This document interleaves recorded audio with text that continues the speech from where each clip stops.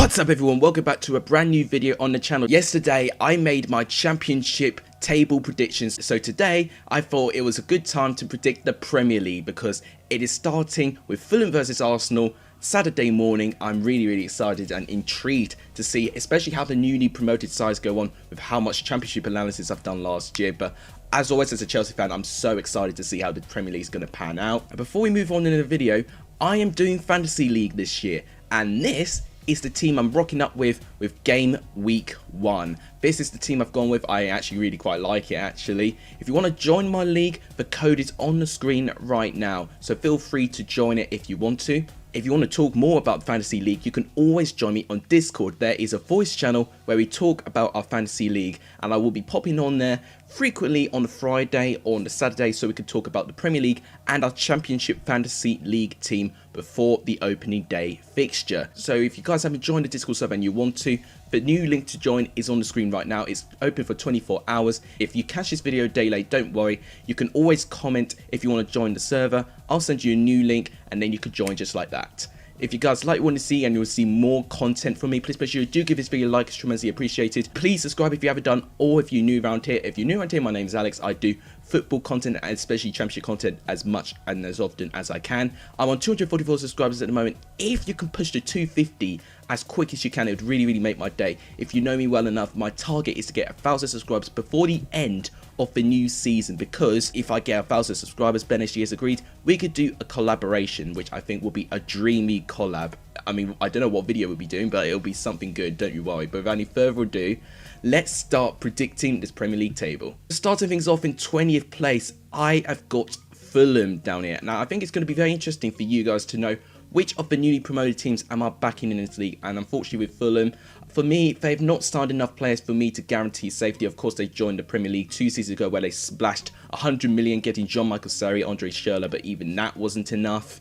Unfortunately, I think it'll be a swift return, but I really hope that Fulham have a more positive season than they had last time. In 19th place is West Brom. Now, West Brom is a team I'm very hesitant on because I've actually predicted them from as low as 19th, but as high as 15th. They could literally be anywhere in that area of the table. In the end of it, I compromised, and I'm just not confident with their striker options. It looks like they're still going to use Charlie Austin, where he's not the youngest striker now. Still looks like they may use Zahore, although he could be on his way out. That's literally the only reason why I got them down there. I'm not confident that they're going to score enough goals. I'm happy for Matheus Pereira and Grady Dingana that they got them permanent contracts.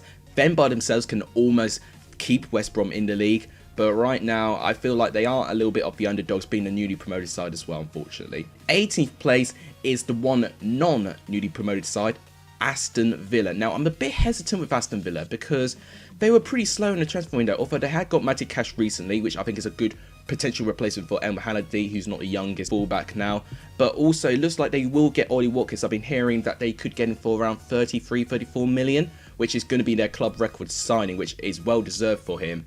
But I think even with Watkins and Grealish still in the squad, which I'm still surprised that he's not been moved out, by the way, I still think it's just not quite going to be enough. I think the lower half of the table in the Premier League this year especially is very highly competitive, since like the bottom 6 or 7 teams are so close in quality. The next 4 teams could easily be in the bottom 3 as well, in my opinion. So for me, I think Aston Villa will just about get relegated, unfortunately. So now we go to the teams who just scraped survival. 17th place is West Ham. Now, I think this is going to be a tumultuous season for the Hammers. Obviously, there's been a lot of protest with the owners very recently. They spent 100 million in cash 2 seasons ago when Manuel Pellegrini had his first season. They clearly had a plan and identity with him. Of course, he got sacked a year later, resorted back to David Moyes, and they've not made any new signings as of now. They've got Tom Souček on a permanent deal, which I think is good business, but they have let go Grady Dingana, which I think is poor. But they do have some quality players in that squad. Declan Rice, I think Jarrod Bowen will also have a good season as well. But apart from those players, I don't think the squad's all that strong. So I think it's going to be tight. I think it's going to be tumultuous, but I think they'll just about survive. West Ham do tend to find a way. In 16th place is Crystal Palace. I also think they're going to have a pretty difficult season. Their form after the lockdown was not great, only winning once in their last 9 games since the restart. They've had really poor run for. I really like the signing of Everton yesterday. I think he'll be something creative, something that Crystal Palace have been missing for quite a few seasons now. I'm still surprised Wilfried Zaha is still in the squad. With Roy Hodgson as a manager as well, a very conservative manager. So I don't know about Crystal Palace. I feel like they could be as high as 10th if things go well, but I feel like as low as 18th of relegation if things go wrong. If Hodgson has a slow start, I think Palace will struggle. So I think it'll be a difficult season. I'll go predict them to narrowly survive in 16th. In 15th place is Leeds. Now, Leeds have been predicted absolutely everywhere around the table for what I've seen so far. Some are predicting them to go down. Some are predicting them to narrowly survive. Some are predicting to go even push for top 10. For me, I think it's going to take a very, very dramatic season for Leeds to stay up. You know, even if Leeds may be the favourites out of the newly promoted sides to stay up, I still think it's going to be really, really tough for them, despite having Marcelo Bielsa, and that's literally the reason why I kept them up. I think Marcelo Bielsa is just a top manager, and I think he will find a way to get his side to survive and compete in the Premier League. Probably not in the first season. I think it'll be a roller coaster season for Leeds where they'll have poor form but then okay runs of form, and I think eventually it'll line up to finish them in 15th. But if they survive, it's good, so it means they can push on for next year. 14th place is Brighton and Hove Albion. Now, Brighton have not finished above 15th in their 3 seasons in the Premier League. This is going to be their 4th consecutive season in the Premier League, which is absolutely unbelievable for the club. I just am a big fan of Graham Potter and his management and his style of football. They've got Brighton to be a high pressing type of football. Almost reminds me a little bit of Bournemouth. So hopefully that Brighton don't have the same thing that Bournemouth eventually had when they got relegated. I do think defensively they've improved by getting Ben White in. They've now made him permanent, and it's bigger taking them from a relegation rival as well, which is really, really key. I like the strikers they've got as well. Neil Mbappe. Connolly had a good season as well. I'm expecting seeing him a little bit more. Yes, they lost Glenn Murray to Watford, but he wasn't scoring nearly as much goals as he was in the previous 2 seasons in the Premier League. I think Brighton will have a pretty good season. In 13th place is Burnley. Now, Burnley, I think, are just the natural mid-table team in the Premier League now. I have predicted them to have a little bit of a fall down to 13th place, simply because I do think because they're working with one of the smallest budgets and there were tensions rising near the end of the season with Sean Dyche not being backed up enough by the owner, and I can understand why. You know, he's working wonders with a very overachieving squad. I do like some of the players. I like Ben Mee, I like Jay Rodriguez, who had a pretty good season last time, especially Chris Wood and Ashley Barnes, both doing bits for Burnley. So I think they can have a good season this year, but I think it will be a little bit of a fall from what they had last season. I mean, the fact they finished 10th was a miracle last year. In 12th place is Newcastle. Now, that was heavily helped by their recent business in the transfer window. Well, all of a sudden, Newcastle can now spend money on players. They got Callum Wilson, they got Ryan Fraser, 2 Bournemouth players, 2 very talented Bournemouth players, and they've got Jamal Lewis from Norwich, which I think is a great signing. I actually think Newcastle could have a pretty good season. They did finish 13th last year under Steve Bruce. Now, if they didn't have Steve Bruce as manager, I might be pushing that squad to be somewhere higher, because I'm thinking of their squad overall and it's looking pretty strong now. You know, at least a really stable Premier League outfit. So I'm really excited by Newcastle squad, but if they just didn't have Steve Bruce, I would be pushing them to do better things. 11th place, I predicted Southampton, which is the same position that they did finish last year. I think under Ralph Hasenhüttl, Southampton are safe. I actually really, really like their squad as well. Can Danny Ings get the amount of goals he got last year? What a story that was. Been on the injury table for most seasons, but all of a sudden now scoring. We thought he was going to have at Liverpool, but he did it to a club like Southampton. It's a really nice success story, actually. So hopefully he has another good season. I do think Southampton will have another great season. I don't think they'll progress. I think because the top 10 is just so competitive this year and they've gone so much stronger. But I think Southampton will take 11th place. Now go to the top 10 in the Premier League. Really, really tough to predict this year. 10th place for me is Sheffield United.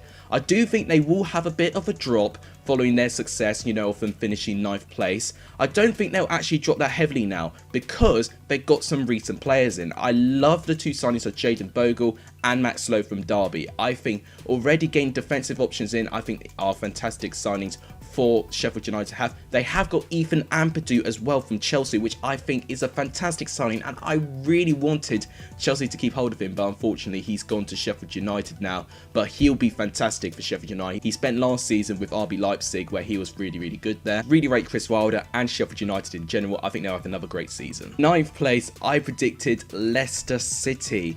Now, this could be one of the really brave predictions because Leicester had an incredible season last year. Yes, they bottled top 4. I'm sad for Leicester they didn't get top 4 because I thought they deserved it, but they are going to be playing in the Europa League, and I think that is going to tire their squad. They've not got the biggest squad, but I do think they will cope with European competition better than Claudio Ranieri did and finish higher rather than finishing 12th. I think they'll finish 9th this time, and I think they do have a better manager for it as well. They can easily get top 4 once again, but once again, I think it's European competition where I'm just not confident that Leicester are going to cope. 8th place is Everton. Now, Everton, I was already excited to see what they were going to be this season under Carlo Ancelotti, but the recent signings they've made, they've completely changed the midfield. Carlo Ancelotti clearly saw his problem being midfield, which I completely agree with because I think like their build-up play was way too slow. They've now got 3 brilliant centre midfielders. They've got Allen from Napoli, who's worked with Carlo Ancelotti before, which will be great. James Rodriguez, the attacking midfielder, who I am so excited to see how he'll relish in the Premier League. And recently Abdou Doucouré from Watford, who I think is a good defensive midfielder option. I think already their midfield is completely transformed. Their backline, I still have a couple of question marks over. If everything clicks, Everton could even push for a top 6, but for me, I feel like they'll just fall short. 7th place is Wolves. Now, Wolves, I think, will be very disappointed if they don't have European competition, so I think they'll definitely strive to try and get it again. They have lost a couple of players. They have lost Matt Doherty, but I think he wasn't like a full-on like starting defender for Wolves though. They do have one of the smallest squads in the league, so one major injury to one of them, then their season could completely plummet. But I do highly rate the squad, the style of football they play, and of course their manager, Nuno Espirito Santo. I think Wolves will be 7th once again, and I think this time they'll get European football. So now I go to the top 6. Of course, it's the traditional top 6 I'm predicting. 6th place, I've gone with Arsenal. Now, this could be a big risk for me because Mikel Arteta has already beaten Man City, Chelsea and Liverpool since becoming a manager. So Arsenal could do some serious damage, but I think it's the 38 game long season that is going to make things a little bit tough because I just do not think Arsenal are consistent. If they are more consistent, I'd have more confidence in them. But also they're playing the Europa League, which I think they will take a little bit more seriously as well. I think they'll finish 6th. In 5th place, I've gone with Tottenham Hotspurs. Now, the reason why I edged Jose a little bit above Mikel Arteta because he tends to do well in his 2nd season. You know, with his 1st season at the club, you know, he needs a little bit of time to get things sorted. You know, you don't normally see him join a club halfway through the season all that often. So this will definitely count as his 2nd season, I'd say, but his 1st full season with Spurs. I think he'll definitely improve things with Spurs. You know, he managed to get them to eventually finish 6th place. Just missed out on top 4 though. So I think his aspiration will be to get top 4. I feel like if he can't get Spurs top 4, I think his reigns as a Premier League manager are finished in my opinion. The squad's definitely good enough with the recent signings of Højbjerg and Doherty.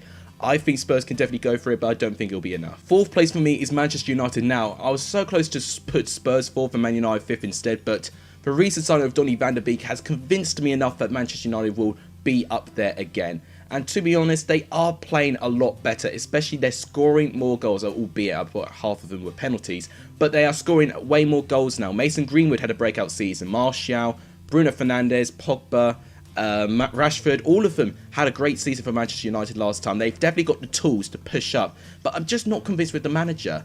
You know, I'm just thinking if they had an Allegri or like a top like serial winner manager, Manchester United could push for top 2, but for me, I think they'll finish 4th. In 3rd place, I've gone with my team, Chelsea. Now, Chelsea, I feel like, could even have the potential ability to get in the top 2 with the signings we've made.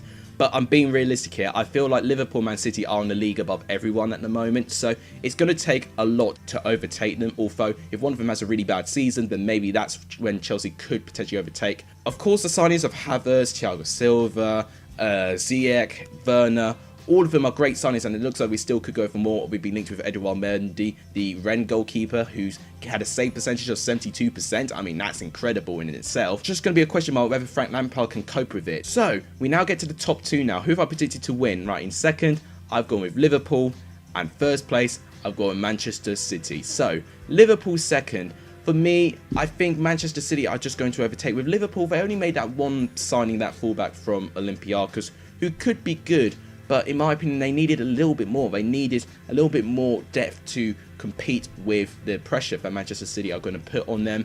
I do think that eventually that touch that Jurgen Klopp has had to make Liverpool unbeaten will end. I mean, in the tail end of last season, they did look a little bit ropey, but they could definitely flip it on its head and definitely go again this season. So I do expect to be a 2-horse race once again. Whereas with Manchester City, though, I feel like they just have got the better players. They've got Nathan Ake from Bournemouth, who I think will definitely help their centre-back and defensive options especially. I'm expecting to see more Phil Foden this season as a potential replacement for David Silva. For me, Manchester City once again have all the tools, and I think Pep Guardiola in his 5th season in charge, I think he'll definitely win something with Manchester City, whether that'll be the Premier League or the Champions League. You know, maybe it could be both, but I think they'll win the Premier League once again under his management. So I'm predicting Manchester City to win the Premier League once again. So there you have it, guys. Right there on the left hand side of the screen is my Premier League predictions. Do you agree with me? Let me know in the comments down below. Who do you think will get relegated? Who do you think will get top 6? Who do you think will get Champions League? Who do you think will be champions? Let me know in the comments down below. I'll be very, very interested to know. That wraps it up for today's video. If you guys like what you see, please make sure you do give this video a like. It's tremendously appreciated. If you haven't done, please subscribe to the channel if you're new around here. And if you haven't done, please share the channel to your friends, your social medias, to Championship YouTubers, to Premier League YouTubers, just to football YouTubers or football YouTuber viewers who may like this. Please do that. It would really, really make my day. I want to get to 250 subscribers as soon as we can so we can get 1,000 subscribers for the dream collab. But that wraps it up. Thank you guys so much for watching. You guys are legendary if you saw the end of this video. And as always, take care, guys.